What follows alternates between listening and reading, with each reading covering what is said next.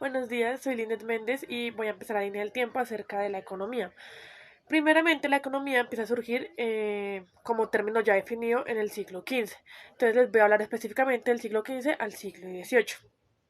Primeramente, la economía empieza a surgir en Europa, precisamente en una época de grandes cambios como lo fue el Renacimiento, la Reforma Protestante y el ahorro y la vida austera. Esto también va como que socavando el mundo feudal y la economía deja de ser como un pensamiento moral y pasa a ser un pensamiento más político. Aquí empieza también la producción y las riquezas a base de compra o saqueo de algunas tierras. También empiezan ya a existir las clases sociales que empezaría como con la más alta, que es la burguesía. Ahora se empiezan a conocer más los negocios acerca de la oferta y la demanda, y el mercantilismo empezó a evolucionar mediante el siglo XVI hasta el siglo XVIII. Ahora, ¿qué era el mercantilismo? Era como la extracción de metales, como su misma palabra lo dice, y más que todo de oro y plata. Este empezó a surgir sobre todo en España, pero la extracción de estos metales era proveniente de América. La palabra empecé también a conocerse la palabra piratería, que era cuando transportaban estos metales en barcos. Ahora, para el siglo XVII en Francia, se empiezan a vender la producción de manufacturas reales o productos de lujo, y estos son unos bienes que solo los pueden adquirir la clase alta. ¿Por qué? Porque realmente los valoraron a precios sumamente altos a los que realmente valían. Ahora en Inglaterra como que se pone la ley de que la materia trasladada debe ser únicamente en buques ingleses. Esto con el fin de medir como el alcance de la política de vender más de lo que se compra. Y los mercantilistas analizarían la balanza comercial. Ahora, ¿qué era la balanza comercial? Era como la diferencia entre las exportaciones e importaciones en un país en un periodo de tiempo. Ahora, ya finalmente con todo este avance de la economía, los feudales empiezan a unir todos sus bienes o todo lo que han creado y han logrado hasta el momento, se unifican para un solo poder y quedar al mando de un rey. Aquí ya comienzan a existir más leyes más específicas como el proteccionismo, que era como la defensa a la producción nacional.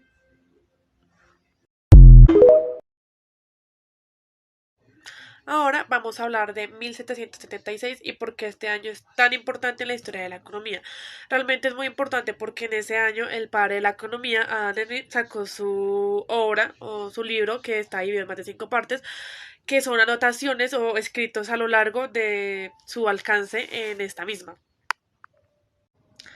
Pero también debemos conocer quién es Adam Smith.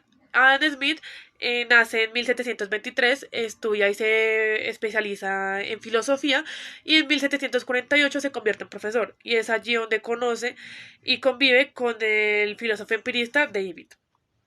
David fue quien le pasó a Adam el pensamiento moral natural basada en la combinación del impulso egoísta y altruista. Ahora se conoce también que Adam es como un muy buen espectador de muchas épocas históricas de la economía, como lo fue el abandono de la era feudal y paso al capitalismo industrial, el mercantilismo y la fisiocracia, el abandono del mercantilismo y cambiándose por la burguesía industrial, la revolución burguesa en Francia, el surgimiento definitivo de la fisiocracia y como último la revolución industrial.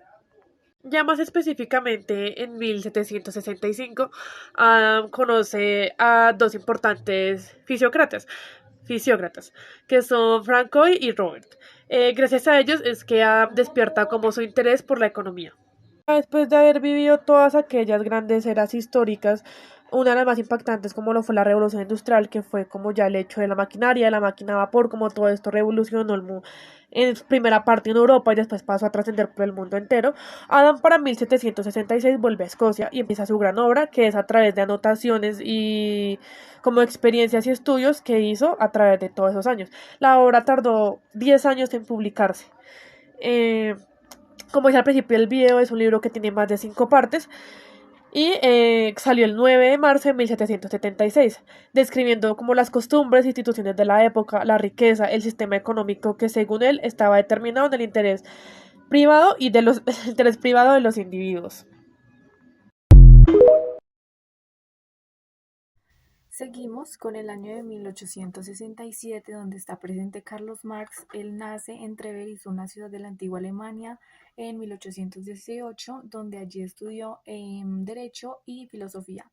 En el año de 1848, junto a Federico Engels, publica el Manifiesto del Partido Comunista, uno de los libros más leídos. Ya en el año de 1867, él publica el primer tomo del Capital, una crítica a la economía política, donde explica el mundo de la época y estudiando cómo se producen y se distribuyen los bienes para satisfacer las necesidades humanas y cómo lo hicieron otras sociedades. De allí surgen los primeros sindicatos y las primeras huelgas para hacer un reclamo al aumento de salarios, la disminución de las jornadas laborales y protección hacia los accidentes laborales. Marx comprende que el mercado es la principal institución de un orden social capitalista. En el capitalismo es una actividad autónoma y desorganizada de empresarios que toman decisiones buscando obtener la mayor ganancia de estos. Así es como contratan a trabajadores que deberán producir de acuerdo a las decisiones que tome este empresario y su única opción sería vender su propia fuerza de trabajo para subsistir. Marx pretende desarrollar una herramienta para la liberación de estos trabajadores de este sistema capitalista. No solo son explotados, sino que constantemente limita su capacidad de desarrollo intelectual y afectivo. Seguimos con 1929, donde allí fue el crack y la Gran Depresión. Fue la más grande caída del mercado de valores en la historia de la bolsa en Estados Unidos, seguida de una crisis económica conocida como la Gran Depresión. En el año de 1929, el 23 de octubre, los precios se desplomaron en el mercado de valores en Nueva York. El Producto Interno Bruto cayó un 17% en todo el mundo y un 26% en Estados Unidos. Esta crisis financiera se extendió a lo largo de los años 30, finales de los años 30, y también se extendió a lo largo de América, luego golpeó a una gran cantidad de países por todo el mundo. Esta crisis se prolongó causando pobreza, crisis financiera, desempleo, el quiebre de muchos bancos e industrias y un malestar social generalizado para todas las personas. El comercio internacional descendió entre un 50% y un 66%. Las ciudades que más se vieron afectadas fueron las ciudades que trabajaban con industria pesada y industria de construcción, que se detuvo prácticamente en muchas áreas. En esta crisis se redujo el consumo de bienes industrializados, donde llevó al cierre de muchas empresas afectadas por la falta de demanda y se redujo notablemente la producción industrial y aumentaron las cifras de desempleo a través del mundo. Los países comenzaron a recuperarse a mediados de la década de 1930, pero sus efectos negativos en muchas zonas duraron hasta el comienzo de la Segunda Guerra Mundial. Hola, buenas tardes. Mi nombre es Andrea Hernández. Ahora hablaremos sobre la globalización. Durante los años que se desarrolla la Guerra Fría, el socialismo estaba liderado por la Unión Soviética, el capitalismo estaba liderado por los Estados Unidos e intentaban demostrar cada uno pues, que su sistema era mucho mejor que el opuesto en cuanto a lo económico-social. En el socialismo se industrializaron los países del este europeo y en el capitalismo surgieron los estados benefactores que surgieron pues en Europa a fin de la década de 1950, garantizando que el consumo de los sectores obreros y los sectores medios a través del aumento salarial de seguros de desempleo, vivienda y salud. El capitalismo pues tenía que demostrar que era un sistema en el cual se podía vivir bien y entre 1970 y 1980 cayó la Unión Soviética. El capitalismo dejó de tener como un competidor visible y entre 1973 y 1976 hubo una crisis económica muy importante que afectó a casi todo el mundo. Los países que conformaban la Organización de Países Exportadores de Petróleo, la OPEP, aumentaron el precio del petróleo y eso afectó a las economías centrales cuya energía principal está basada en este combustible. Para concluir con este tema, pues la globalización capitalista no es un proyecto tan exitoso porque está lejos de que el mundo llegue a ser como Ellos lo pensaban que era homogéneo y pues por eso sigue siendo como un espacio de conflicto. A raíz de la crisis financiera global entre el 2008 y el 2012, el mundo de la ciencia económica del siglo XXI se ha visto poderosamente impactada y alarmada por dos preocupaciones que han trascendido a escala planetaria con la resonancia del movimiento Occupy Wall Street, algo que estremeció el mercado financiero global, en particular en el de Nueva York. Una dimensión más amplia y persistente está la responsabilidad con la que se ha asumido la presión por el cambio climático, cuya externalidad negativa potencia la destrucción de la economía global de manera acelerada.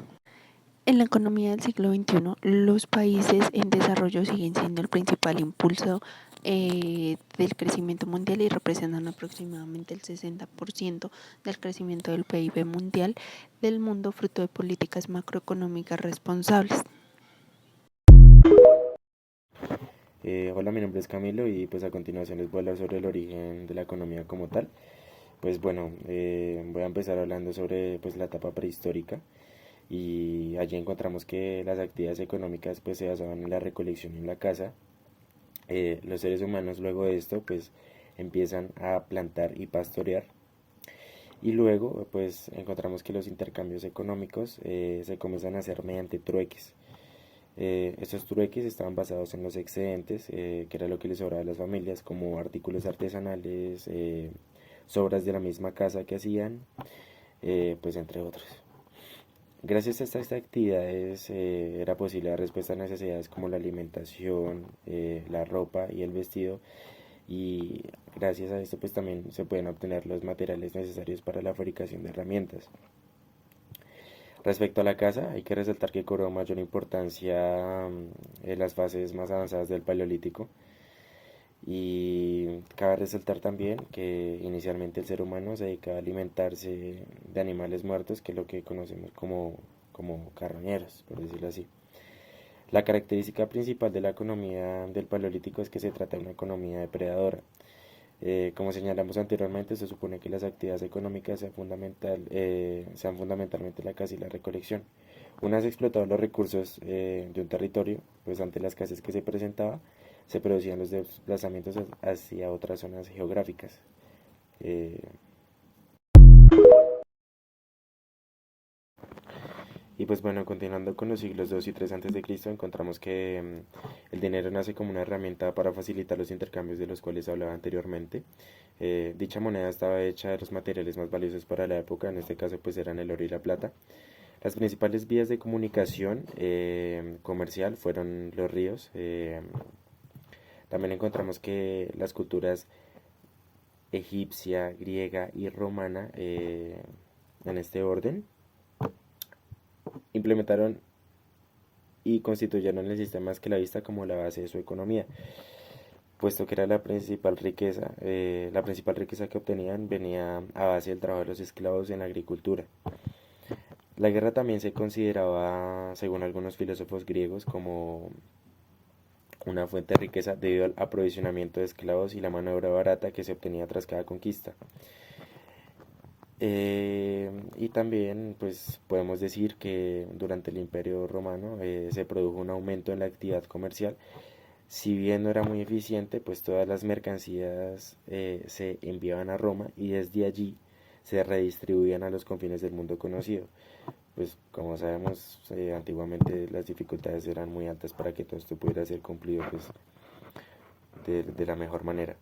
A partir de esto pues podemos hablar de un origen, y es que es una constante en el pensamiento económico actual señalar que el origen de la economía como disciplina científica está en el problema de la escasez, puesto que parece evidente que solo es posible economizar aquello que es escaso, como los alimentos, el agua, etcétera. Y pues en esta época prehistórica y en los siglos 2 y 3 se hizo muy presente. Hola, mi nombre es Ángelo Martínez y voy a hablarles sobre la economía en el siglo V. La economía en la Edad Media se desarrolló entre el siglo V y XV. Era principalmente principalmente agraria. Los campesinos trabajaban la tierra y la nobleza, y el clero ostentaba la propiedad. Los artesanos en las ciudades se organizaron en gremios para proteger su interés. También el comercio de alimentos, especias y vino, esto hizo que pasara a ser una actividad importante en la economía.